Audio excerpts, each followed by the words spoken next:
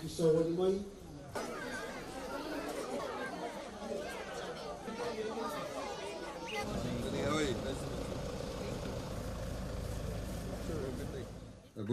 Good morning, ladies and gentlemen, and of course the wonderful students of Nangali Primary School.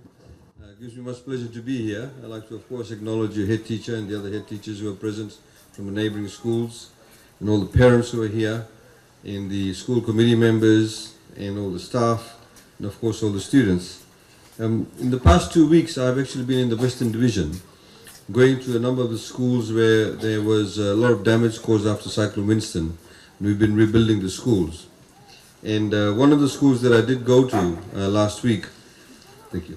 One of the schools I did go to last week was Teidamu Primary School, which is the smallest school I've been to so far. It's got 86 students, all from years 1 to year 8. And when I was listening to the students over here sing the national anthem, it reminded me of them because they sang it with a lot of enthusiasm. And it gives me a lot of hope and indeed joy when I hear a lot of the young students sing the national anthem with such enthusiasm, because we need these young people to completely be patriotic to our country. We will become a very strong country if we are very patriotic. What government has been doing is we are looking into the future. This is why we made education free. This is why we provide free milk with BICs to class 1 students. This is why we provide subsidized bus fares and transportation. This is why today, for the first time ever in Fiji, we have when these students, very soon they'll go to high school, they'll go to university. We want every single one of them, and I'm here talking to the parents, if they want to, they must all go to year 13. They should finish school. If they want to go to technical college after that, or if they want to go to university after that, we will pay for them to go to those schools. We'll pay them to go to university. We'll pay for them to go to technical college because we want them to have that qualification. When they have that qualification, they not only create a good life for themselves, for the parents and the community, but also it makes Fiji stronger. It gives us that level of qualified people to take our country even forward. I'd like to, of course, ladies and gentlemen, want to share with you government's vision in respect of education.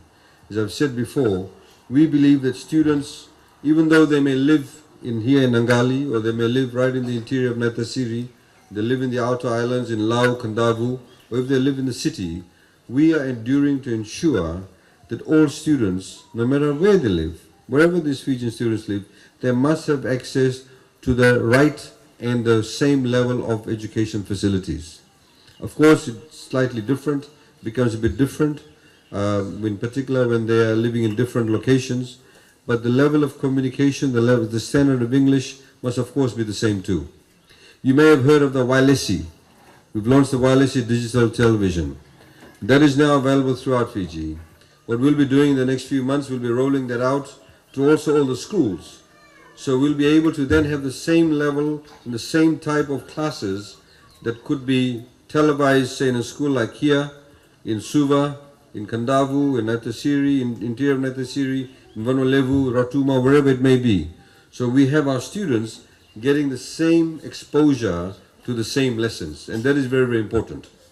Just because you live far away from the city does not mean you should not get the same level of exposure or qualifications or access to information and indeed education. So I would like to, of course, thank also at the same time many of the teachers who contribute tremendously to the growth of our children. You in the morning come and leave your children with the teachers, and they are the ones who are responsible for your children until you come and pick them.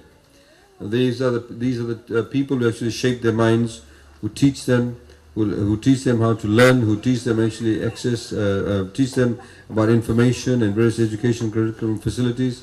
And we must recognize the hard work the teachers are doing. So let's put our hands together for the teachers, ladies and gentlemen.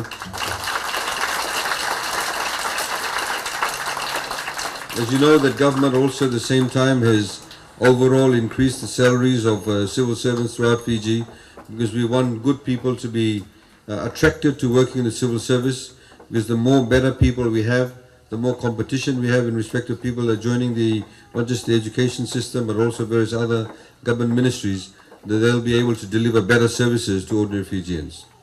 I'd like to, of course, at the same time, I know that primary school students don't like to listen to long speeches, But I'd like to just highlight a couple of points. Perhaps one important point I'd like to say to those of you who are becoming prefects, who will be inducted as prefects, always speak the truth. Very basic thing. Always speak the truth. And make sure that sometimes it can be difficult. For example, you may be a prefect and one of your friends may be doing something wrong. If the teacher asks you who did the wrong thing, always tell the truth, even though they may be your best friend, even though they may be your brother or your sister. Because if you always speak the truth, you will always be doing the right thing. A lot of people, unfortunately, even grown-ups don't speak the truth. We can see that in the media every day now. All these politicians aren't speaking the truth. A lot of lasu going on. Too much. So if people are to hold positions, if they're going to become leaders, if they're going to become ministers, they're going to become prime ministers, or they're going to become a good teacher, they're going to become a leader in the community, they must always fundamentally be able to be honest. And being honest means always speaking the truth. There's no point holding a position if you know that you've got that position by telling people lies. There's no point being a prefect if you know that you're continuing to be a prefect because you are lying. There's no point in me becoming a minister if I'm going to come to you at election time and lie to you to win your vote. No point. Because if I hold that office, that means I'm not holding it on my own will. And you'll always get caught out. So we must always remember that speaking the truth sometimes can be difficult. Speaking the truth sometimes means facing up to things that we don't want to face up to. It means sometimes when we speak the truth, recognizing that maybe we are doing something wrong. And generally when people are doing something wrong or community is doing wrong, they'll try and deflect it to somebody else.